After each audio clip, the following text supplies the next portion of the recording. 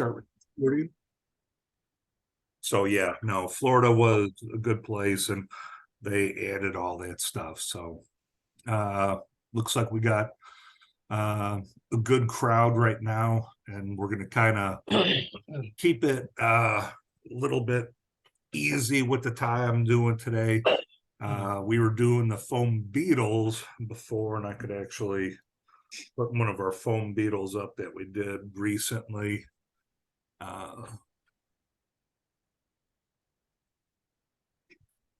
So one of our beetles that we did, I have it kind of to the corner right now because we're going to do a chubby Chernobyl, and it's going to be much larger after that. I kind of said, fly fishing, you're not stuck with just going after trout. You could go for, bass and panfish and all that.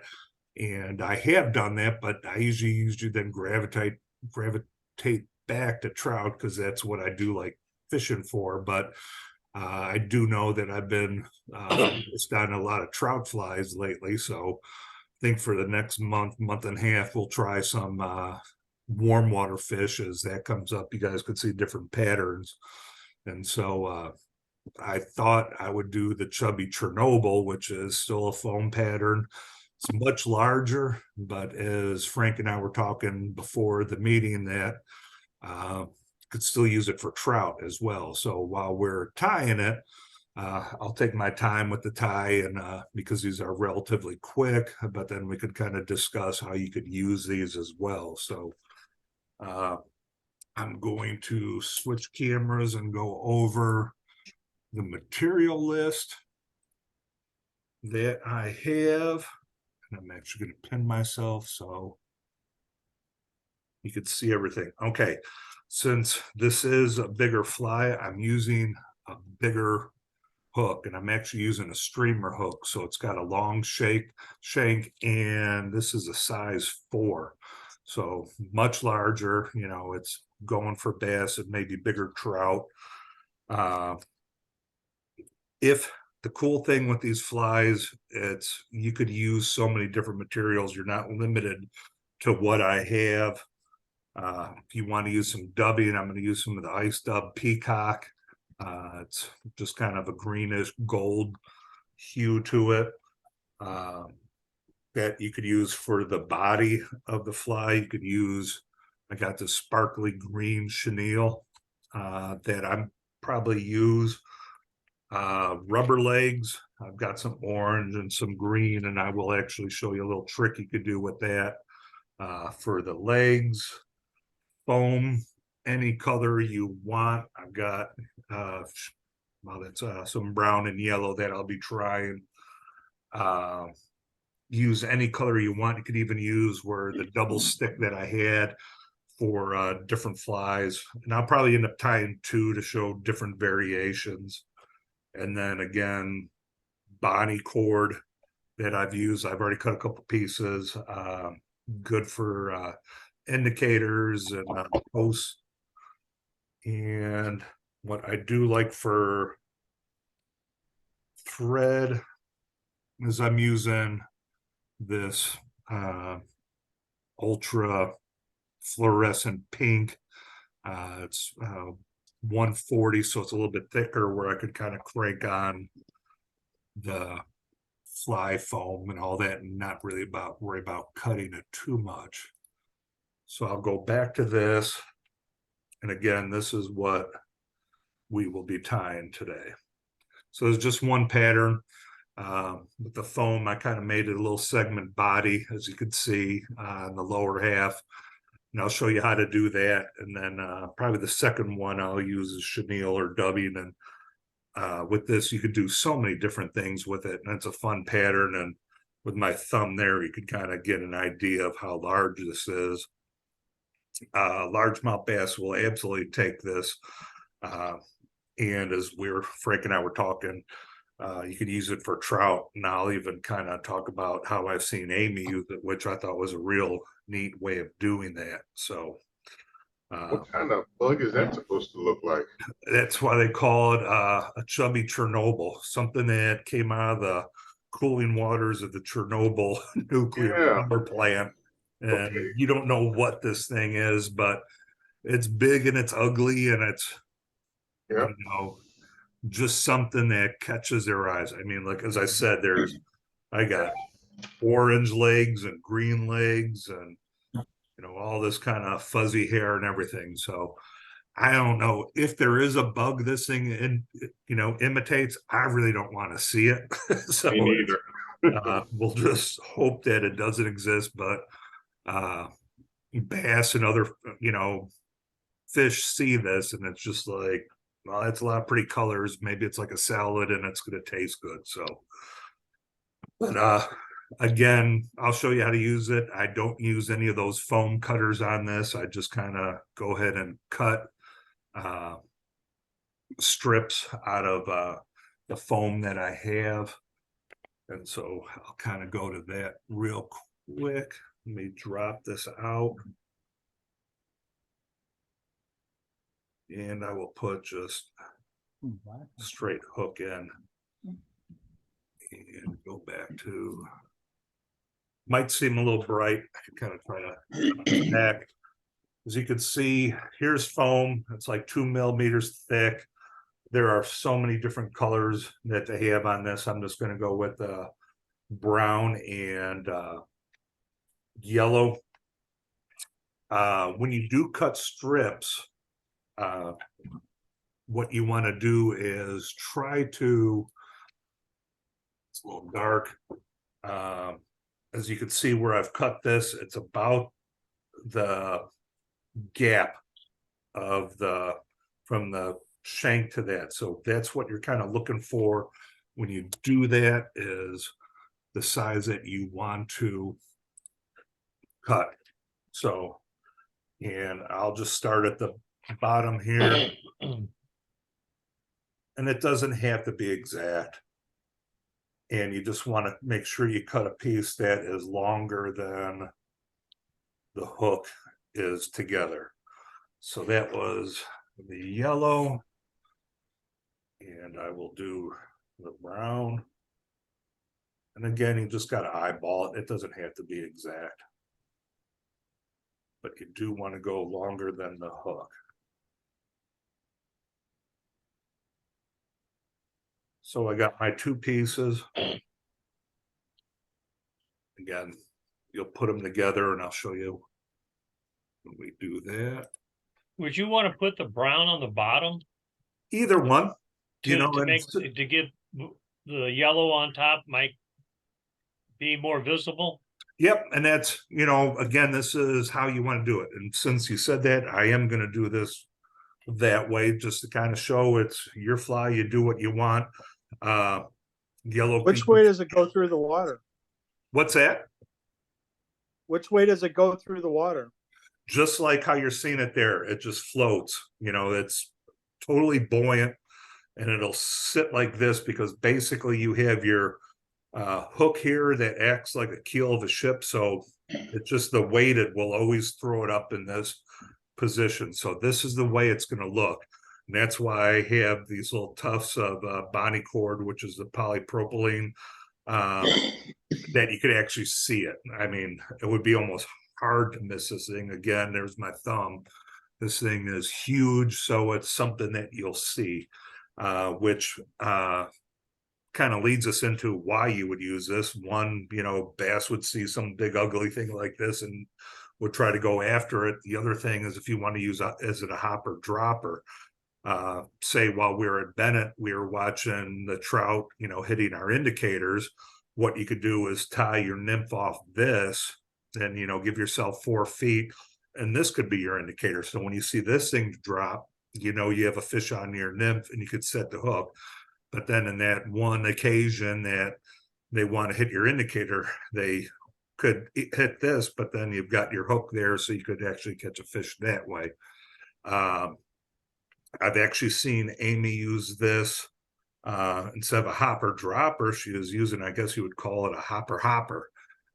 She used this size, but the dry fly she was using was very small, say like a 16 to 18 dry fly.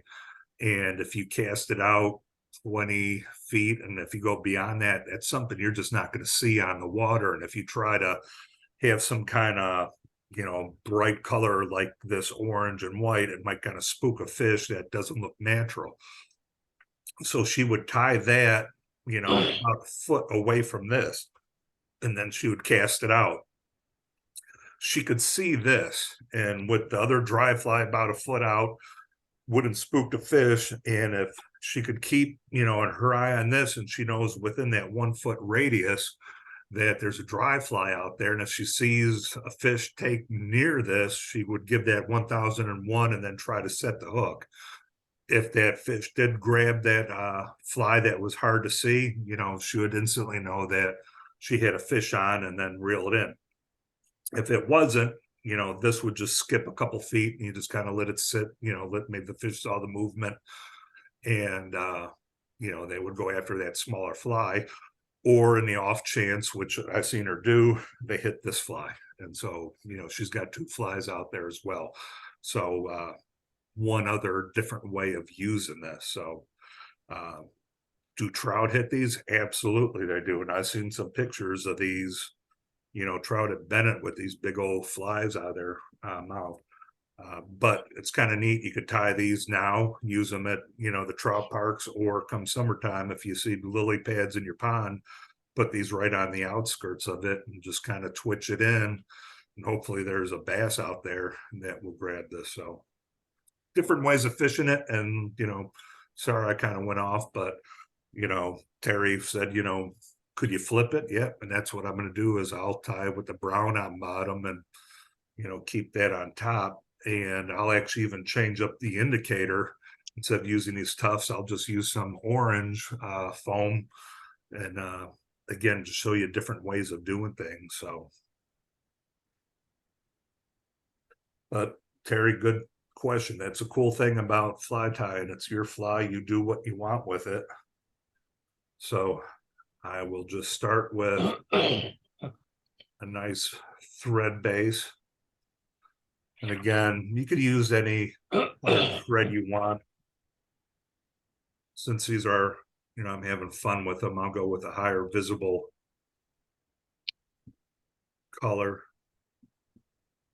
Then with this long shank, got a big thread base to cover.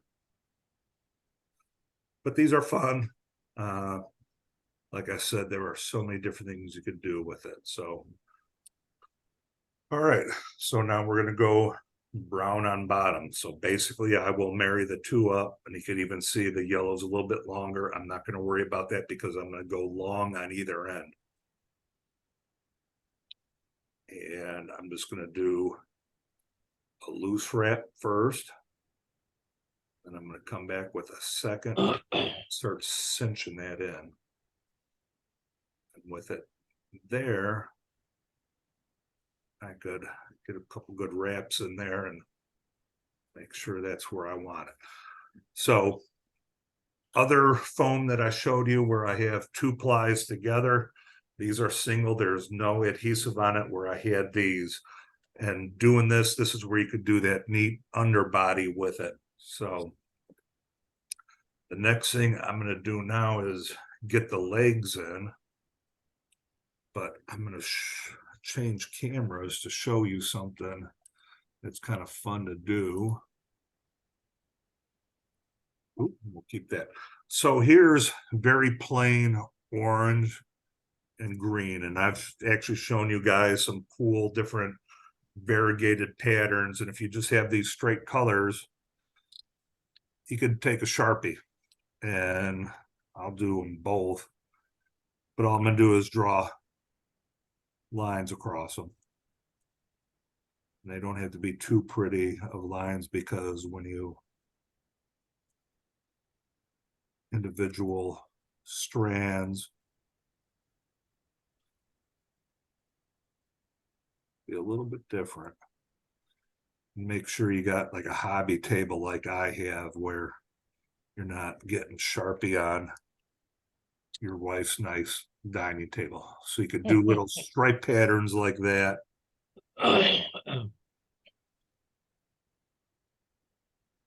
Because these straight patterns are usually cheaper than the variegated, but again, your lines aren't going to look the best, but when you actually take a couple out, they look good.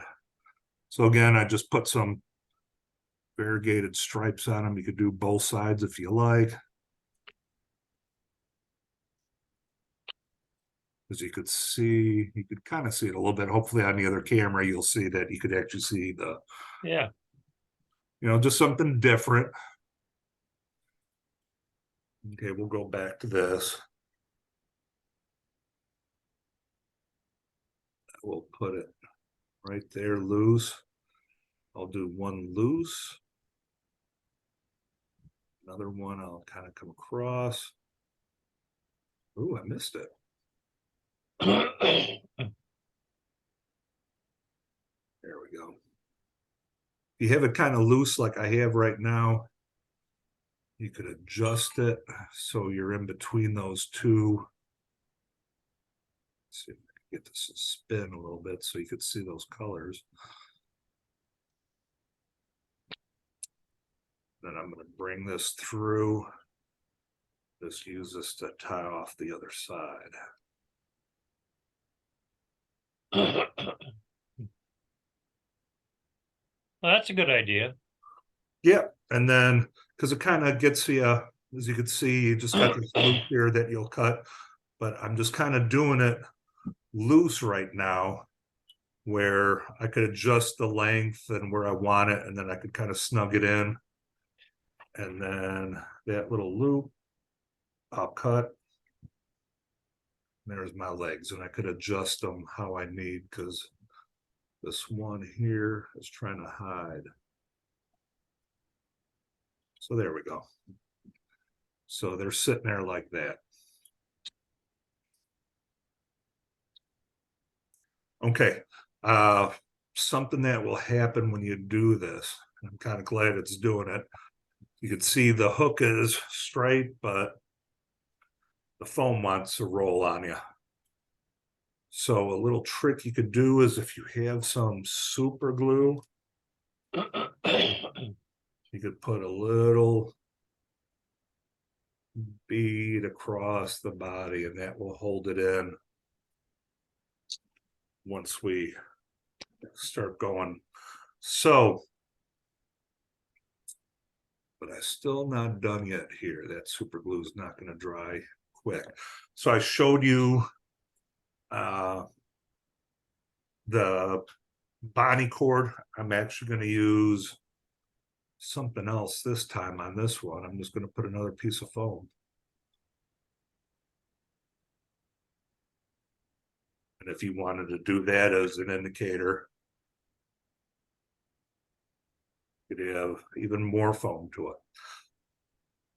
it. So there we have that. Okay, now we're going to put this lower foam body in. And the way we're going to do this is you lift up, you go underneath. You want to get about a ½ inch. And then you want to one wrap and kind of pull it in. And so there's one segment there. And you could even see the super glue there that will harden up. You'll want to then flip over and try to keep that same spacing.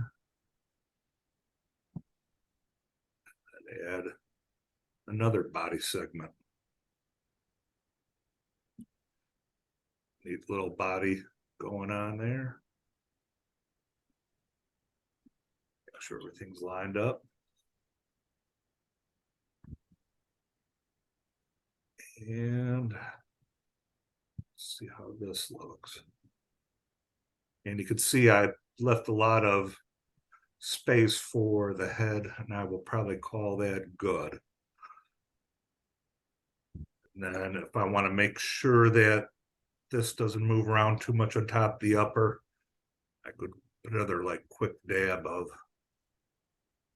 glue on that center segment there. Could probably do all three. You don't need a whole lot.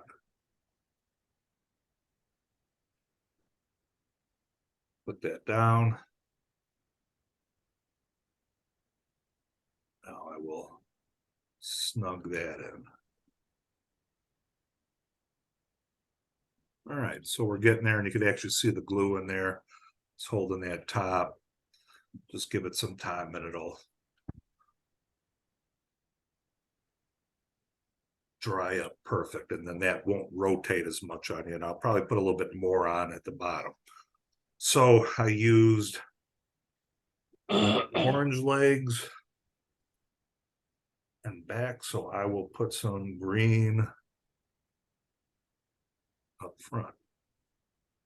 Couple loose wraps just so I could then see if that's where I want it. So the legs kind of have to be different colors. Don't have to be at all. Hmm. This is all how you want to do it. It's This is for catching psychedelic fish. yep, The LSD fish, huh? absolutely. And you can kind of see right there where I have the legs are between the two colors. That's a good spot for it. Hey, Mick, Sir, do you ever have any problems where the glue melts the foam? at times, and even I had a little bit of problem right there where the glue was trying to grab that one leg. The super glue I use, you got to be a little careful on how you pinch it. You could even see right. Let me get my bodkin out. Where is it? Use my, oh, there it is. You could even see right here, it's trying to glue to the side a little bit. So you got to be careful. This would be probably a good area if you wanted to use your UV glue, where you could set it up a lot quicker, not have to worry about that. But the super glue doesn't seem to affect foam that much.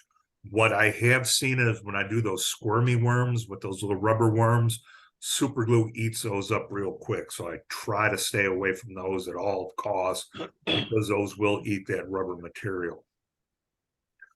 So I will go ahead and maybe put another, because I'm going to probably do 2 of these.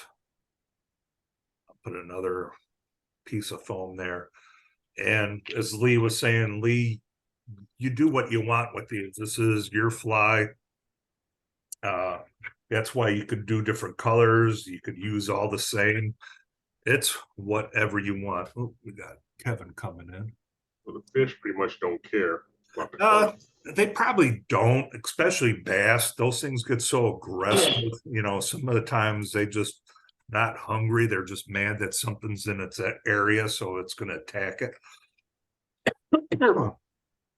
So what I'll do from here is just kind of wrap it a couple times around the shank by the eye.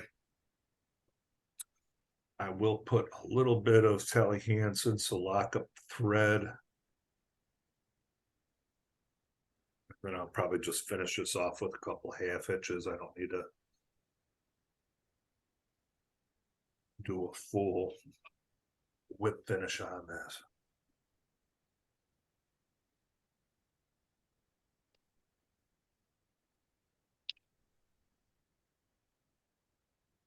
So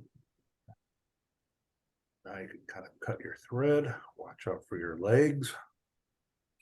And now you're almost done. Now you get to play around and trim off the foam to make any kind of head shape you want. Again, this is probably more for the fishermen, any kind of neat little shape you want to do. If you want to do a cool like V-tail like I had before on the other one, just go from the corners. Is that something you would glue some of those I forget what they call them, the eyes that they move around in the little, Yeah, the Google eyes, what are they called? little Google eyes. That's what I always call them. But Yeah, that sounds good.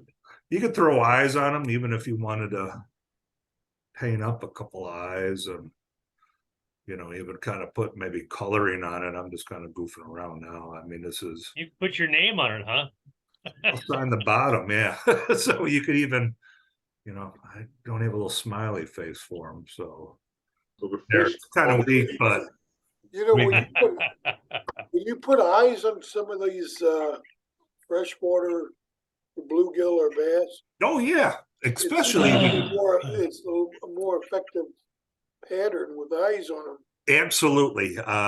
Some of the predator fish look for eyes because they usually don't strike at the tail because, you know, they're going to scoot away from their prey. If they go by the eyes, fish dart forward and hopefully right into their mouth. So eyes are a good thing that we'll put on. And like I said, I've been neglecting the warm water species, so we'll do that now.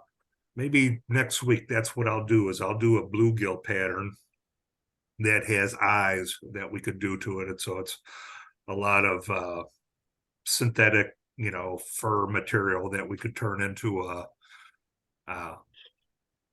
bluegill, and then we could use those eyes. So that kind of helped me think of what we'll do next week. As I said, I want to kind of go more towards some of the other species. I've been dwelling on trout for too long. So, but yeah, I mean, I just went silly with that. You know, you could do whatever you want in there. Next, You know, we really have not talked about using deer hair. deer hair, we could do clouser minnows, or you know, Make a mouse. make a mouse. I could, you know what, that would be another one, because I do have some. Terry and I and Roger and Don Ayers, we used to go to the was that the VA home on, what was that, Terry, on 360? Missouri State Veterans Home. Yeah, and we'd make mice on bobby pins, and all the females in there would come up and hug and kiss Terry just to get a mouse. Whatever works. I don't know if they'll like chubby Chernobyls, but we'll give it a try. But again, yeah, I'm glad you brought up that too, because I think that was a couple years ago that I think it was Carl. If Carl's out, he's like, "Hey Mick, spin some deer here," and I'm like, "Holy smokes, I've never done it." But I actually got some good mice out of that. I'll have to get some practice on that. But how about next week we do bluegill, and the week after that we'll do some mice. It's kind of fun. That's either spinning deer hair or stacking deer hair, which is kind of fun. So here's this set. I'm going to do one more a little bit different. Again, like I said, this is a fun pattern. You know, I'm just adding more from my box, and you could do different stuff with this. So I'm going to use the double stack foam on this, and actually use some chenille for the body, just something different. And again, that's whether it's this fly or any fly, as Lee, you were saying, you could change them up any way you want. You know, you could follow the original pattern if you see on YouTube, but then later on, you're like, oh, I wonder what if I use this color. That's a fun thing about this is, you know, I'm not the most creative person. I only could draw stick figures, but when it comes to this, I know I could change colors of, you know, the thread or the materials, and just kind of tried different things. Quick question there. What's that? I got a quick question. Sure. The choice of hooks. You guys, how do you choose what hook to use for certain flies or certain fish? Can we do like something on that one day? Yeah, absolutely. Oops, it's trying to get that back in view. We could absolutely do that. There are hooks. I'm actually, this one's a little bit, I like the long shank, and this is what it would be used for like a chubby Chernobyl or something like that. Most of the recipes that you go on YouTube and this where I really learned how to try different patterns was YouTube, where I'd go there and they'd always go over their little recipe, and kind of losing that. I'm gonna lock that. They go over their hook choices. Yeah, they go over their hook choices, and sorry while you're watching this because it's trying to autofocus too much on me. So I'm gonna lock it in. Yeah, they go over the hooks, if there's beads, if they're using slotted or bullet or dumbbell eyes, they usually go through all that. And then after you've played with different flies and tying them, you end up seeing what you want. Like, let me kind of put this in a quick half hitch and drop it.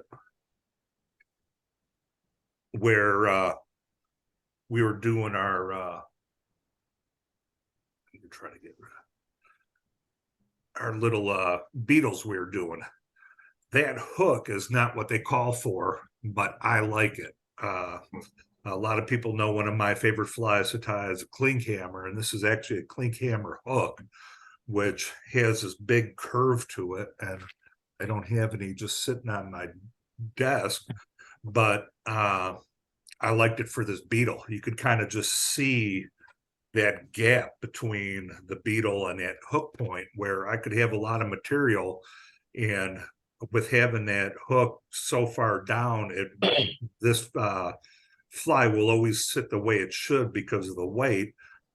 And I don't have to worry if I go to set the hook that maybe I have so much material that's blocking the hook, like if you had a weed guard. With doing this, again, it's never called out to use a clink hammer hook, but this is what I figured out, and I'm like, I like this. So again, go on YouTube, listen to what I have, but later on you might be like, Nick had a good idea, but I think I'm going to try this. It might even be better.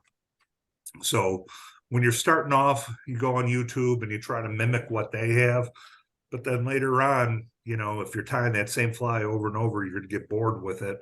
You want to try to change it up a little bit to keep your interest. And so even like with this, I put in some of those crazy legs there and, just did something different with it. So again, with these flies, change it up. You might find a new pattern that works, something, we know some of the colors, like if you want to talk about Bennett, maybe you could put some of that blue, Bennett blue tinsel on it. And well, if you got an abundance of hooks in that storage, I definitely would like to get a hold of some variety. oh yeah, and we do have the funds that we got, and so I do want to order some of the hooks that I get from that wholesale fly company, where I could get a bunch of different ones, and you guys will be welcome to those as well. That's funds that we got to do fly tying and all that. This is the different bucket from our trip to, if we want to do overnight trips and all that. This is actually for fly tying materials and all that. So, if we want, I could order a bunch of those hooks, and we could make sure everyone gets what they need. I don't mind doing that at all, because that's the funding we get from corporate. So if you want to do that, I am all up for that. Okay, well, just ordered the magnifying glass that you were showing today, so I'm good. Yeah, as a participant, let me try to get some of that stuff for you. I think the rest of us would be like, yeah, Mick, you should be doing this for Lee. I'm like, I know I'm messing up. So Oh no, I'm good. yeah. All right, I'm gonna step back out. Oh no, you're fine. I'm trying to figure out how I want to, because I'm going to do a different body style, because I want to use, so I haven't been doing this. I'm going to palmer this to the end. So I'm going to tie this off, because then I will do my phone. But Lee, anytime you want to talk while we're doing that, that's fine. So you guys just watching me wrap thread, we could be talking about something. So all right, let's So now I'm just gonna take this chenille, wrap it, just do touching wraps, because we're gonna do this for the body. Again, it's bright and shiny.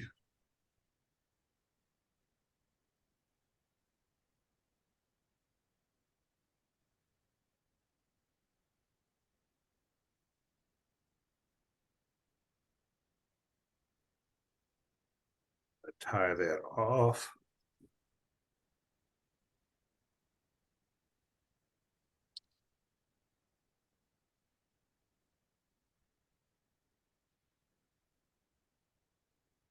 All right. Excess here.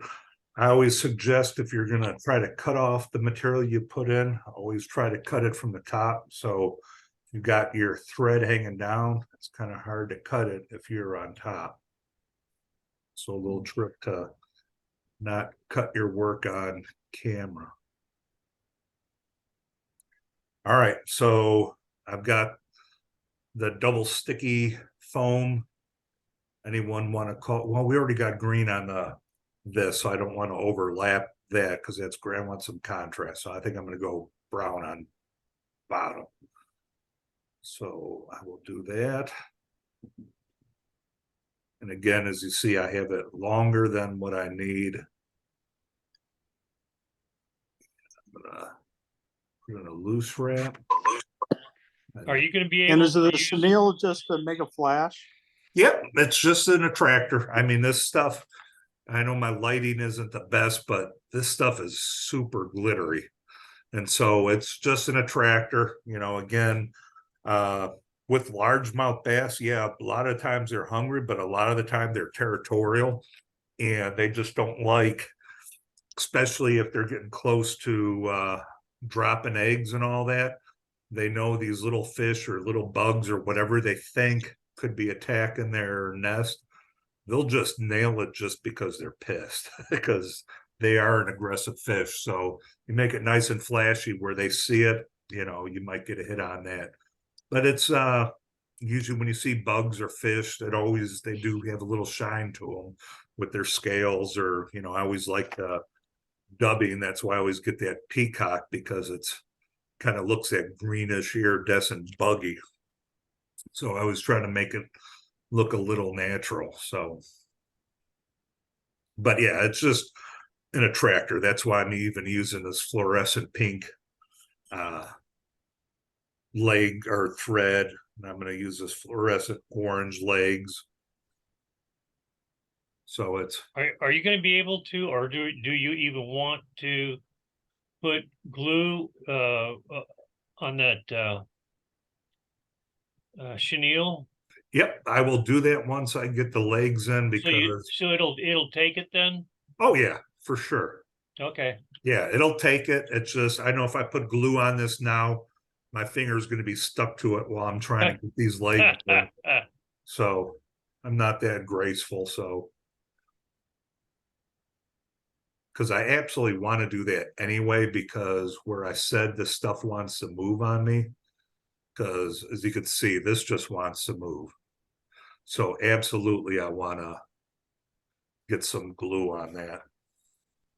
I'm going to keep the legs like that now because I am going to go back to using that body cord. And again, I just have a strip about 4 inches, and then it's got all these strands in there. And so I have one strand, as you see in the back here. I'm just going to double it. Oop, I don't want to pull too hard. And then basically fold it in half. And I'm going to drop it right on top. I really can't wait to get that glue in there because this really wants to rotate. So I'm going to use this as a post to lock that in. And while we're even talking about that, because this is getting so squirrely on me, I'll let you see the bottom of that. I'm going to get my UV glue. Just make sure that's good right there. I'm gonna put a little dab right here for now. If you hold it still, I'll put my UV light on it. Do it, because that's gonna go through. You guys No, gotta see that. you'll thing. probably blind everybody in between. Yeah. With that thing. So now it wants to rotate a little bit just because of the flex, but that's going to help me keep it in line. So cut the legs. I actually kind of like that length, so I think I'm going to leave that. This one might be a little bit too long. No, it's too short. That's okay. So, Always the way. oh yeah, if you, especially when we were talking about doing deer hair, you have to be careful with trying to say a little bit more, because before you know it, you've destroyed the fly. You got to be real careful with that. So I'm going to put a little Palmer in here, which means not touching. You might be able to kind of see it. It does give a nice little effect to it, a little spiral. You could do that, and if I wanted, I could hold it there. What I think I'm going to do is I'm going to segment this, maybe not as much as I did the other, but I will do it. Again, like I said, I wasn't going to do it, and last second I decided I like the body segments. I'm going to put that glue on top, because once that sets, then it won't go.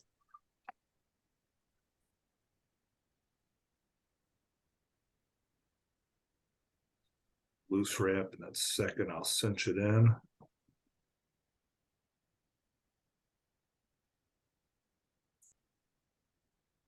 Loose wrap, and then cinch it in.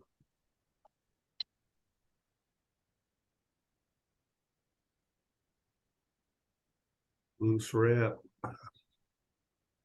and cinch it in. I kind of like that. That looks kind of neat. Yeah, nice. So again, that wasn't planned, but exactly with any fly, especially the chubby Chernobyl, do what you want with it. It's, I was doing green and orange legs. Now I'm going to, because I said you could do it different, I'm going to put another orange, but I'm going to double it, and hopefully I could break those.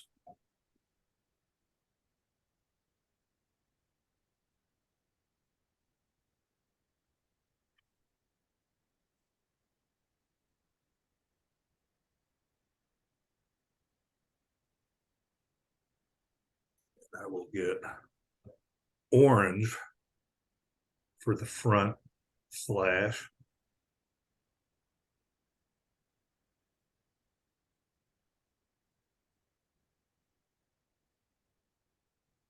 Guess having the different colors will let you know where your hook itself is. Yes, and that's kind of where I was saying that where Amy was using this, or using it as a help for her smaller dry fly, where she tied it to this, and it was about a foot, maybe 2 feet from this, and she couldn't see the other fly. But if she saw a fish within that diameter of this indicator, going up and come down, she would, set the hook. As we kind of said before, even when we indicator fish, you think you see your indicator go, sets are free. You've got a million of them. You might see that indicator drop, and you're like, I don't know if that was a fish. And if you don't try to set it, doesn't matter. You weren't going to catch it anyway. So sets are free. If you think you saw that indicator drop, go for it. If it wasn't, and you end up, pulling your rig out and it's not where you want it to go, well, then you just recast it out there. But it's a good indicator to try to help spot it. And again, some of these fish end up hitting these larger bugs as well. So like I said, hopefully I can get it. This is tiny.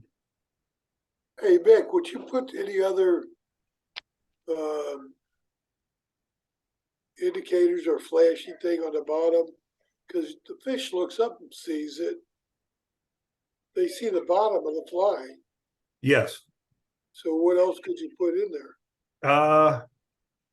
You could do dubbing, you know, I had some dubbing.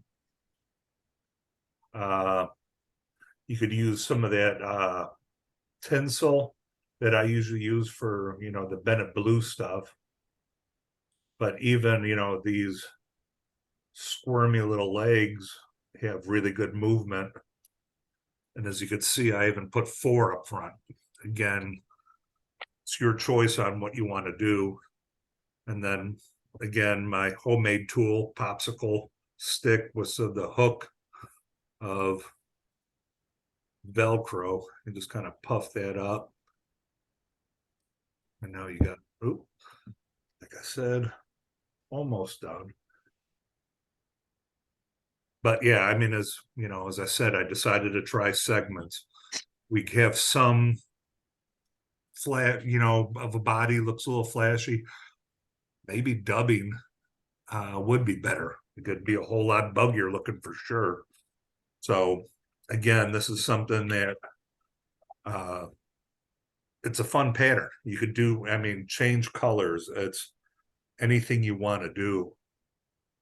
Again, I'm just going to put a little bit of Sally Hansen's to lock in the thread.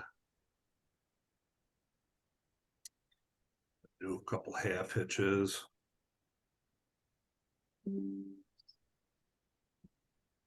Now I could cut the thread. You're making me hungry. With some ugly bugs. Hey, what if you wait? Oh, too late now. Too late. I was gonna say, why don't you make that front head part a couple of horns sticking out, It's still, or like antenna or something. if I could kind of do weird. It really does look like a tomato caterpillar. Yeah, it could be a weird caterpillar. You know, it's trying to think, maybe I could do reverse of what I did before and make a spiky tail. I mean,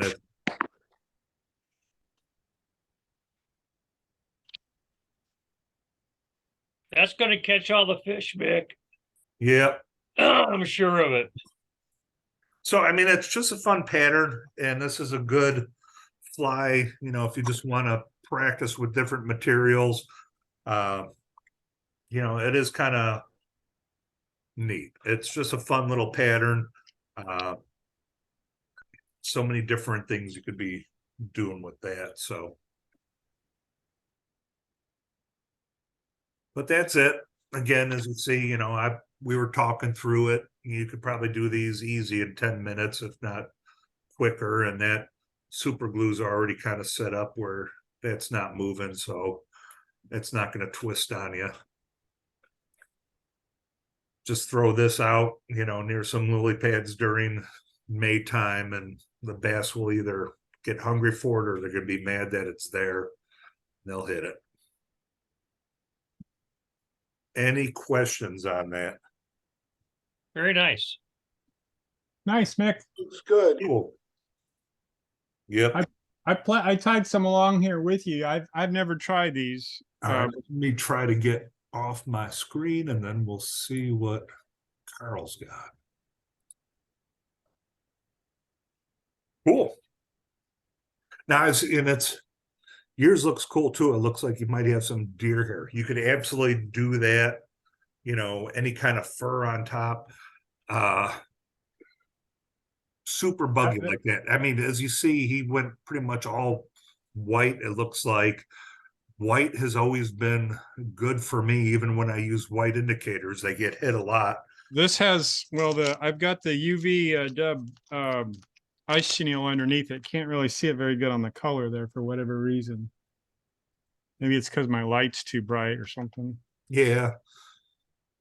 Oh, there it is. Okay, I see some. Yeah, got it. Yeah, better colors now. But So- yeah, I mean, right there is, you look what I did, you look what Carl did. that's the fun thing about these fly patterns, especially the chubby Chernobyl. Man, you could change it up, do whatever you feel like. It's if you actually go on Google and you try to do chubby Chernobyl fly pattern, just hit the image button, you're gonna see so many different patterns. So here's another one that I did too. I just used polyfill to make like some wing patterns Yep. here. And, you know, I've got a lot of these, white legs, white elastic that I got from, I think I got from the sewing store.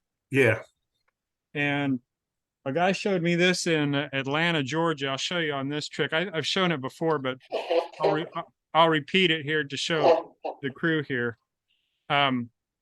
There's, he told me that he goes, I hope you don't spend any money on segmented legs. And I go, well, no, I really don't use them. And he said, well, here, let me show you a secret, and you'll never buy a, you'll never buy a, segmented leg pattern or legs again. So he just had basically the white elastic, and you just take your, I'll do it over here so you can see it. But you take your leg after you get it where kind of position where you want it, you turn it, you grab it and hold it with your thumb and forefinger and turn it, and then you rub your marker on it just once down, and then you let it go. oh, that's cool. And then what it'll do is it makes it segmented by itself, and then you can trim them up as you want. But you know, you can get, if you get just some real inexpensive sewing elastic at the store, kind of get your fingers dirty when if you're not careful with your marker. But Well, there's something for my used underwear. It looks cool. Very nice. Yeah. That does work out. I'm kind of following suit right now. I like that better than what.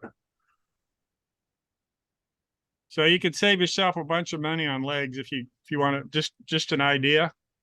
Go buy you some permanent markers, different colored ones, and just keep them in your desk. And especially if you ever get down into where you're doing some minnow patterns or bait fish patterns, you can do that.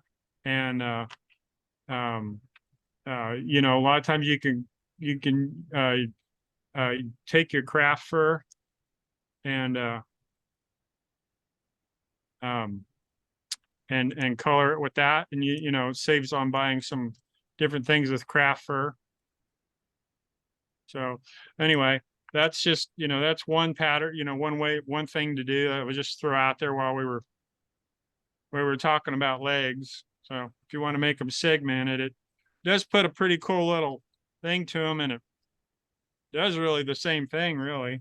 Yeah, while you were doing that, I kind of put the highlight. We shared the highlight, and I was doing it, and you could kind of see on my orange there. Yeah. It kind of bring it in this way. Oh, Oh, there you go. that's too blurry. There we go. There you go. And on this pattern, I just used a single piece of foam. But you know, I've been reading a lot of here's a good book that I would recommend if you guys are don't want to confuse fly tying a whole lot, but there's a gentleman, and I think John has maybe mentioned him before. His name's Tim Camisa. He's actually he's I think a high school teacher, but he's gotten into fly fishing and his passion, and he wrote a book. If you go to trapfeather.com, you can order it. But it is a really interesting book to read. It's not just a book on how to make another woolly booger. It's got modern techniques of tying and flies. It's called Fly Tying for Everyone. So if you go to troutandfeather.com, you can see where to order that. It's I heard on it on the Orvis podcast here, and I decided to order it. And I haven't made any of the flies on here yet, but I'm going to. just an interesting way with modern materials and a different way to actually look at fishing in whole, you know, fly fishing in itself. I found it on Amazon. They got $24 for the hardcover and 17 for the Kindle. If you order it directly from him, he'll send you a signed copy. Oh, okay. Never mind Amazon. But you can get it cheaper on Amazon. I think I paid 32 something for that, but yeah, it's up to you. Thanks, Carl. I appreciate it. And that's neat. Again, I appreciate you that you did that because it just shows you could do different techniques with this, and especially the banded legs. That was kind of neat trick. So Yeah, it's I picked it up in Atlanta when we went to the fly fishing show, and I go, I'm gonna remember that one. yeah, I'm hoping I'm going to remember this, but I don't have the best But memory.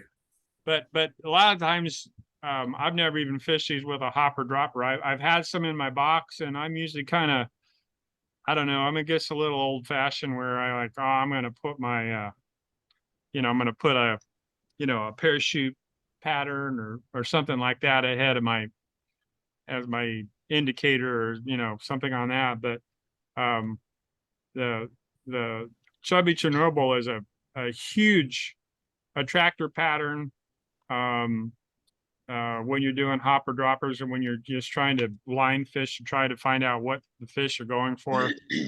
And so anyway, it's a cool pattern you did, Mick, and I really appreciate you sharing that. That was cool. Yep. And like I said, I've neglected the warm water fish, so we'll be doing more stuff. Like I said, next week I'll do a bluegill pattern, and we'll have those little googly eyes on it too. So something different, so we're gonna lay off the trout a little bit. So we talk about bluegill and then pattern, and then following week we'll do the mouse, because that's kind of neat. I'll have to practice on the spinning and stacking deer here is the term. Is that what we're doing next week? Next week we're going to do bluegill. Okay. Like a little bluegill pattern. I will get the email out on that. Just kind of doing a quick look on the email. Not much has changed. Let me just kind of go through. Pretty much I stated all the stock lakes for trout. They're all frozen over, so you're not going fishing locally. I was hoping to take out the one veteran, the 27th, 28th, or 29th. He's in a wheelchair with the ground still showing ice and everything. I don't see that happening, so I'll be giving him a call. We will try to figure something out for sure. The next trip to the library will be January 7th. If there's any fly that anyone wants to do, maybe if people are like, oh, that was a cool bluegill pattern for next week and you like that, we could do that. So think of something you want, even if you want to do chubby Chernobyls, anything that we've been tying, let us know so I could get the materials ready to do that. John Wright isn't on right now, but he is with us at times, and he's from Omaha. He has his Zoom calls every Thursday. So if you enjoy these, you want to see different people, his Zoom meeting ID and passcode is in on our meeting or in our email. And that's every Thursday, 6 to 7, just like we're doing right now. They get a lot of talented tires, and so it's kind of neat to see different people tie different things. So it's just not always me. So if you want to do that, check your email. And then again, I have all that fly time material. If you need some, let me know. We'll get it to you, but I'll always have it at the library when we meet next. And I think that's all I got. Anyone have any last things before we call? Uh-oh, what you got, Terry? Oh, yeah. Okay, the America the Beautiful Pass. Any national park or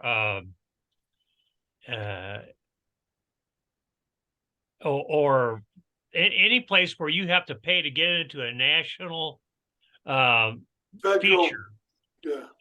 they sell the America the Beautiful passes. But if you're a veteran, you can get a free lifetime pass at the same place. Just have to take a picture ID. I just went up to the Great River Museum at the Alton Lock and Dam, which is a pretty neat place to go see. And now they didn't have the lifetime passes, so I just bought a military. I mean, I got for free a military annual pass, which whenever they get the lifetime in. But the arch, the courthouse downtown, any place that's a national thing where you have to pay, they should have these cards available for free for veterans. Ta-da. Grant's house would have them too. Yeah, there you go. Yeah, Whitehaven, yeah. which is the newest park, I think, in the country. The Whitehaven. Yeah. Park. Yeah, that's a good point. That is kind of neat. There are a lot of things for us veterans, take advantage of it. They want to do this for us, and that's kind of like when I'm given all those things from Hargroves, all that material, those are for you guys to use. I'm not trying to see how much I could store. I want to see how little I could store. So when you show up with that, honestly, if you're like, I feel bad that I've taken so much, you haven't taken enough. Because I will be taking this stuff with us to Bennett come April, so I could share with the other programs. So you guys have the first crack at it. So if there's something you guys want, grab it, because if not, other veterans will be able to get it, but I want to make sure I'm taking care of you guys first. So Bring the hooks. Hey, Carl, yes, I will start ordering hooks for us. I'll do that probably tomorrow. Yeah. Oh, and Hey. Carl, did the status for a couple of us guys, Walt,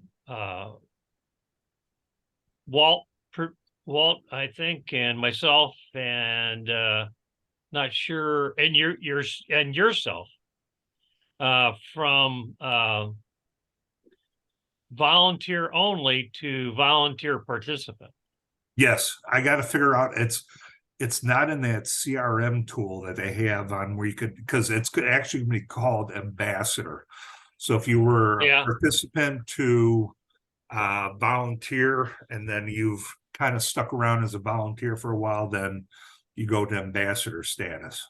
And so the cool thing with that is for those who are part of that, like myself, because I was a participant, but I got to go to, I think, JB 5 times, and all of a sudden COVID hit and we were locked out of it. And Amy said 2020 I would be able to go to Freedom Ranch. Well, that was closed, so I didn't get to go. Last year, 2021, I was supposed to go, but then the fires and COVID canceled it again. And then April of this year, I became a volunteer. So technically I gave up my chance of ever going to Freedom Ranch. so can any of us go to that though, or not? Say again? What is our status? Like my status? I'm hoping to get you guys to ambassador status, which means you went from participant to volunteer. And then since you could now speak for all the cool things from the program, that makes you an ambassador. And they have ambassador trips.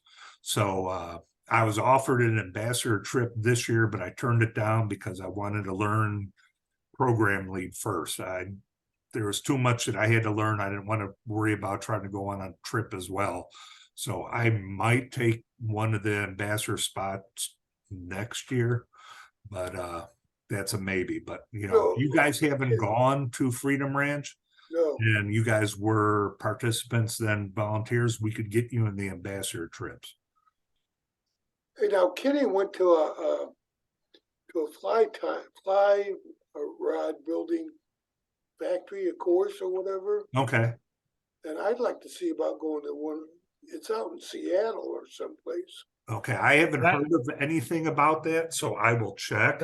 That I don't know the status on that, Mick. because Amy said at the last call we had that we weren't using Pack Bay, and that's where it was up at Pack Bay Okay. out in Sequim, Washington. That's where I went when I went through the training. So how, Walt, we can send you there. We just can't bring you back. all Yeah, right, that's fine. My brother, I we have a could try credit to, card. yeah, we could even try something local if, like you met that guy from Get Bent, Yeah, I'm sure. we can see whatever. I Yeah, mean, that guy hopefully could probably like run circles around us on building rods that maybe he would even come in for a demonstration. I probably will I'll ask see if he him can to come out on when is that, the 9th that we're gonna have it at the library? let me January 7th. 7th. Why don't we see about him coming out then?